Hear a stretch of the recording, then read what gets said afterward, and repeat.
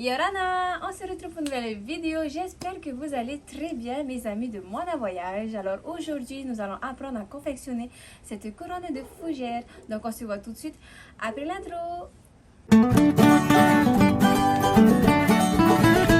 Et voilà, alors tout d'abord, il nous faut aller chercher nos fougères dans la montagne. Et voilà. Et regardez les amis, trop bien. Ce sont des petites graines qu'on utilise pour mettre sur les colliers. Et voilà. Bon, ça on va casser.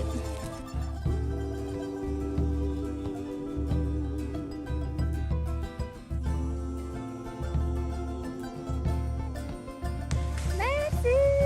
Youhou. Et maintenant c'est parti. Pour commencer, nous avons besoin du raffia, une paire de ciseaux, des feuilles de cordillé opti et enfin nos fougères. Il nous faut tout d'abord décortiquer nos fougères afin de préparer notre confection. Nous utiliserons deux variétés. Celle-ci s'appelle Tiatia Maua et la deuxième variété Metuapua, celle-là. Nous garderons uniquement le haut de cette variété. C'est pourquoi nous découpons en deux. Ensuite, nous passons notre cordillé, découper le milieu afin de retirer complètement la partie rigide, pousser jusqu'au bout. Pour débuter, il nous faut donc plier les deux extrémités de notre cordillé et faire un petit nœud avec notre raffia, comme ceci. Nous allons tout d'abord commencer par poser un Metuapua au milieu. Nous ajouterons ensuite nos feuilles de Tiatia Maua disposées en croix, comme ceci. Ensuite, avec notre raffia, nous allons contourner 1 à 2 fois, selon nos besoins. Nous répétons cette action tout au long de notre confection.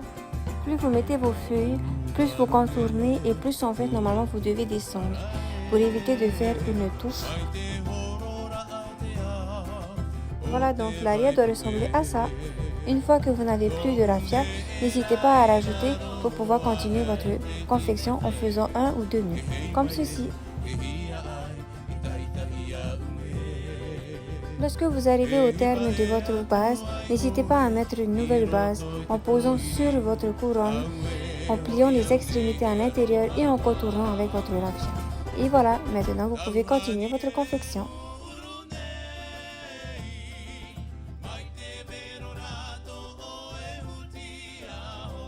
À la fin de votre confection, il vous faut juste faire 1 ou 2 petits nœuds comme ceci. Et voilà les amis, j'ai enfin terminé ma couronne de fougères. Je suis hyper contente. Voilà le résultat. Du coup, petite explication pour la fin de comment je fais. Alors, j'ai relié les deux extrémités. J'ai fait 2 nœuds pour bien attacher, que ce soit bien serré. Et ensuite, justement, grâce à notre base de la feuille de cordillé, le outil, ça nous permet justement de cacher un peu la fin. Tadam! Je suis super contente du résultat, la couronne elle est parfaite. Si vous voulez, n'hésitez pas à refaire chez vous, c'est hyper simple et hyper facile. Vous avez juste à utiliser vos feuilles. Si vous n'avez pas de feuilles de fougères, utilisez les feuilles que vous avez dans votre jardin. Voilà, le système il est le même. Donc je vous remercie d'avoir regardé cette vidéo. On se dit à très bientôt pour de nouvelles aventures. Maruru Nana!